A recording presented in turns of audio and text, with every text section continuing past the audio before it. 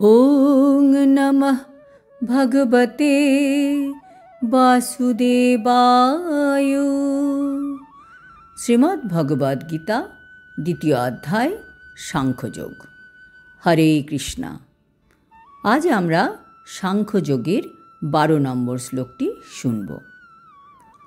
ন তে বাহং জাতু নাসং ন ত্বং নেমে জনাধিপঃ ন চৈব ন ভবিষ্যামঃ সর্বে বয়মতঃ পরম।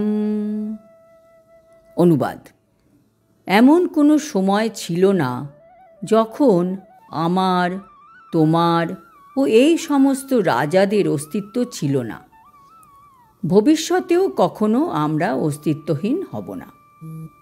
তাৎপর্য: পরমেশ্বর ভগবান মানুষের কৃত কর্ম এবং তার ফল অনুসারে প্রত্যেকটি জীবকে পালন করেন।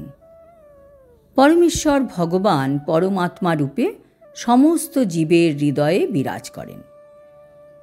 একমাত্র শুদ্ধ ভক্তই ভগবানকে অন্তরের অন্তঃস্থলে দর্শন করতে পারেন ও শাশ্বত শান্তি অনুভব করতে পারেন।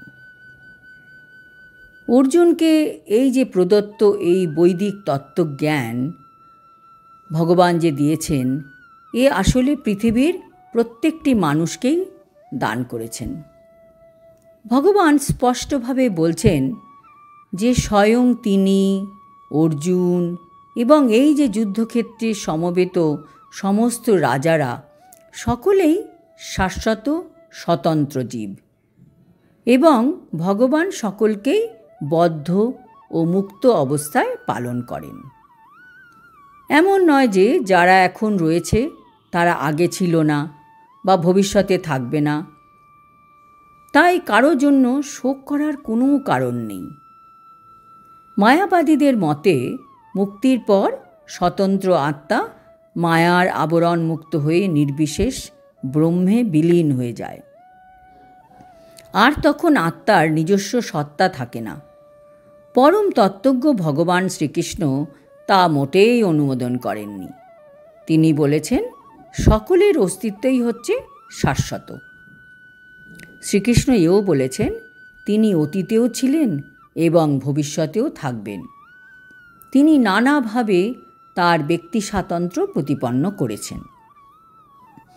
যারা ভগবত ভক্তিহীন তারা যদি ভগবদ গীতা পাঠ করে, তারা ভগবদ গীতার অন্তর্নিহিত তত্ত্ব উপলব্ধি করতে পারবে না। কারণ ভগবদ গীতা হচ্ছে সাধারণ গ্রন্থের অনেক ঊর্ধ্বে। জড় জাগতিক কোনো গ্রন্থের সঙ্গেই ভগবদ গীতার তুলনা করা চলে না। আজ এই পর্যন্ত। আগামী শ্লোকে আমরা দেখব কিভাবে জড় দেহের পরিবর্তন হয় এবং তার সাথে আত্মার কি হয়, তার বিশদ বিবরণ। হরি ওং তৎসৎ।